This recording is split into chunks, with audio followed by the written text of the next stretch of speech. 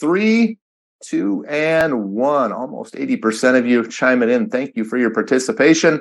I'm going to end the poll, share the results. We'll see everybody chimes in on this. So we're pretty close to 50-50 where people think information is going to stand on this one. So I'll read the question again. Principal ownership for Section 1071 is determined in the same manner as principal ownership for BSA/AML.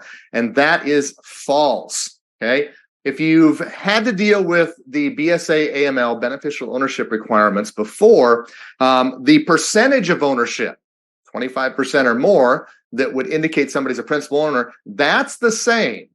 However, what makes it different is the beneficial owner under BSA/AML requires you to drill down through the different layers that may be associated with more complex ownership structures. In other words, if I've got ABC Inc. as my applicant, and they're owned by XYZ Corporation, and then there's people underneath that, the Bank Secrecy Act rules require you to drill through those layers to find people like you and I with a heartbeat, okay, natural persons.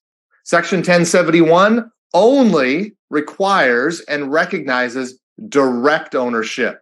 So if we have an entity owned by an entity, and it's 100% owned by another entity, you won't have principal owners because the 1071 rules are direct ownership of 25% or more, and it has to be individuals. So an entity owned by an entity, 100%, you won't have any principal owners for 1071. However, for BSA/AML, you've got to continue to drill through the layers.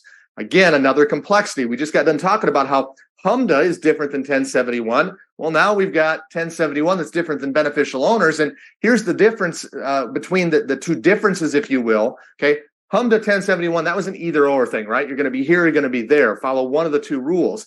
With 1071 versus beneficial owner rules, you actually have to follow both. You have to satisfy beneficial ownership rules, which means you will drill through the layers to find the people with the heartbeat. But for 1071, you've got to remember, if they're layers, we stop after we get through or get to the direct layer of ownership. We don't go beyond that for 1071 as far as collection reporting. That would be over collection and overreach on your part.